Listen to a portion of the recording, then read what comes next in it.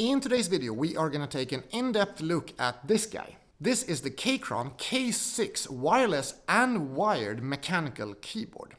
I got this to replace my older Logitech mechanical keyboard since I got a MacBook Pro and the Logitech was not perfectly compatible with it. I've been using the Keychron K6 for about 4 months now, so I have a fair bit of experience with using this as my main desk keyboard. I'm gonna share all the pros and cons of using this as my main keyboard and give you the conclusion whether you should buy this guy or not. I bought this guy for around 60 euros, which I think is an amazing price for what you get. This is really a high value for money keyboard compared to any other keyboard that I have bought. However, I did get it at a sale price, so you might end up spending anywhere between 70 and up to 100 euros for a keyboard like this. However, I think it still holds its value up to a 100 euro price tag easily. If you want to buy the Keychron K6, you can find a link of where to buy it down in the description below. Here you can see the box the way it was delivered to me. On the front it just shows the keyboard a little bit subtle there, and then it says that this is the Nordic variant. Down here we have the specifications stating again that it's the Nordic variant, ISO, that it's K6Q1, and that it's got red switches. In the back here it lists the unique selling points of the product, that it is a compact design, that it comes with both sets of keycaps for Windows and Mac OS, that it is both wireless and wired, that it pairs with up to 3 devices wirelessly, it has a really long battery life with up to 4 weeks, and it has a bunch of different light effects to switch from. Opening up the box, you get presented with first some protective material. Then you find a little instruction for how you connect to Bluetooth, which is quite important. You press FN and Q for 4 seconds and then you pair with the device. It also states here how you're gonna switch keycaps if you are a Windows user and want to use this with the correct keycaps. After that, we have a little keycap removal tool. We have a USB-A to USB-C cable. A little bit of a bummer that it doesn't come with USB-C to USB-C. I think that would have been better for me when I am on a MacBook Pro 14. However, this is a really high quality braided cable that is a very nice quality feel to. After that we have the extra keycaps that you would put on the keyboard if you want to use it with Windows instead of Mac. The keyboard in itself comes in this little plastic wrapping. Taking the keyboard out, we can have a first look at it and see why this is such a special keyboard. As you can see, this is a very compact design, and I think it makes for one of the most minimal and good looking desk setups that I have ever seen. The first interesting thing here is that it comes with a USB-C connector. This is something that my previous keyboards haven't done. They have all been cabled or wireless. But here you have the option to remove the cable when you want to use it wirelessly and enter a cable when you want to use it with one. Then you have the switch where you switch it between Windows and Mac. And last but not least, you have the switch to make it turn from wireless to wired or to turn it off completely. In the bottom here we get to select the height of the keyboard, or the angle rather. So we have these rubber feet here to keep it in place, and then we have the first level of angling the keyboard, and then we have the second level of angling the keyboard. For me personally, the first level is a good angle to use it at.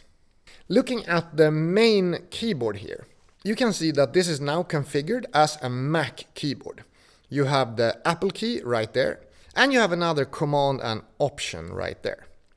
So this is the way that the keyboard comes delivered, and I really enjoyed using it with my Apple computer. And using it with my Apple computer is one of the reasons why I got this one and switched from a Logitech keyboard that worked really well with Windows PCs but didn't really work that well with Mac. To set up the keyboard wirelessly, you want to switch it to the Bluetooth setting right there. I am now going to use it with a phone, so let's try how that works out. Then, to be able to connect it, you want to press FN1 together with Q and hold these guys down for 4 seconds. As you can see there, it shows up in the phone and I can just click it right away. I get to select that I want to pair it with the phone. And then it is connected. So I'm just going to move over to a note and see if it works to type here. And that works perfectly fine. So this is the first time I connected with the phone, but one thing I love with this kind of keyboard is that it is possible to connect wirelessly to your phone, to your computer, or if you don't have Bluetooth or if you don't have battery life, you can just use it with a cable instead. Connecting with a cable requires you to flip this switch all the way over to the right. After you've done that, you just take your USB-C cable and plug it in on the side. Then you are good to use it with your computer or other device. This keyboard is available with a bunch of different switches, and I bought it together with the red switches. As I've been on very light and subtle switches before, I want to switch to something that was a little bit louder and gave a little bit more resistance when typing. So now you're going to hear a typing test of the Keychron K6 keyboard.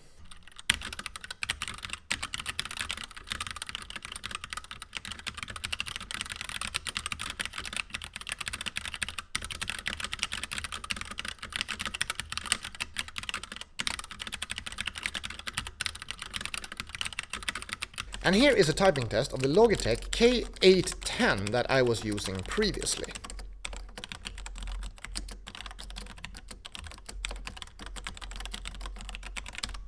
And for further comparison purposes, here is a typing test of my MacBook Pro 14.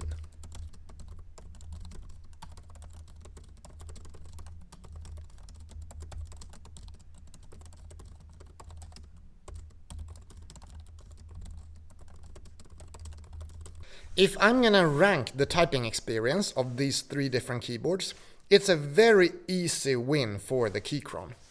I've had such a good typing experience with it, and the only thing that is a little bit disturbing when typing on it is that the sound from the switches is so loud that I think it could be a bit disturbing to my colleagues at times. If you have a private room where you work, I think this is the perfect kind of mechanical keyboard typing experience. The MacBook Pro is my second option. It is really nice to type on that keyboard, although a laptop keyboard will never come close to the experience of using a mechanical one. And the loser in this test is for sure the Logitech keyboard. I thought those switches were relatively nice when I started using them, but for typing purposes they are really not good. They work okay for gaming, and it is a gaming keyboard after all.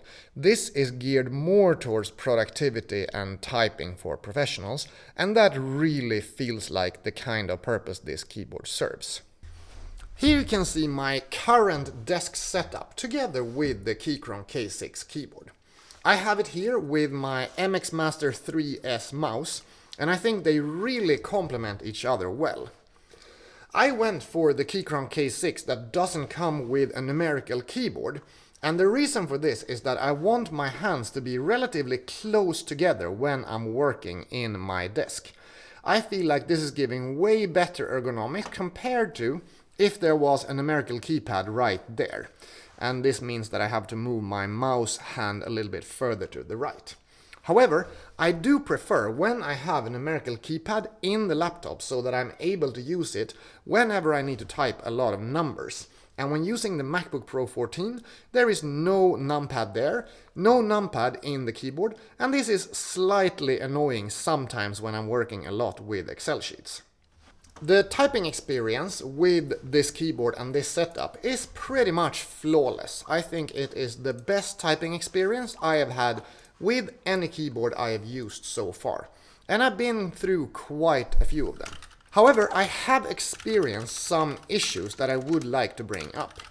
With the MacBook Pro 14 and connecting the keyboard via Bluetooth, when going back and forth from my desk into different meeting rooms and losing the connection, then coming back to it, it sometimes has trouble finding the connection and start working perfect again. This led to that I had to restart the computer quite often to make it work again with the Bluetooth connection.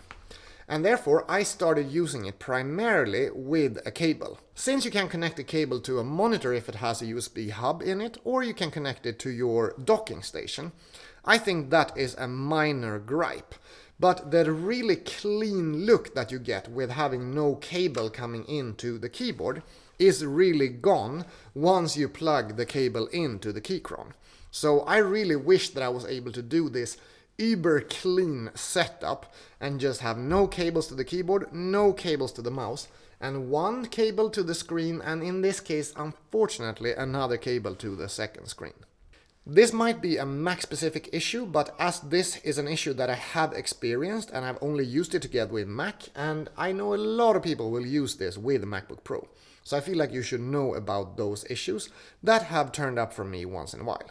That is it for my review of the Keychron K6 wireless mechanical keyboard, my main keyboard on my desk setup for the past 4 months, as well as moving forward. Until I find something that is significantly better, this will for sure be my main keyboard of choice. If you have any questions about this product, please let me know down in the comment section below, where I'm usually very active. I'm W2Best, I make in-depth gear reviews and tutorials, and I will see you in the next video. Have a nice day, bye bye!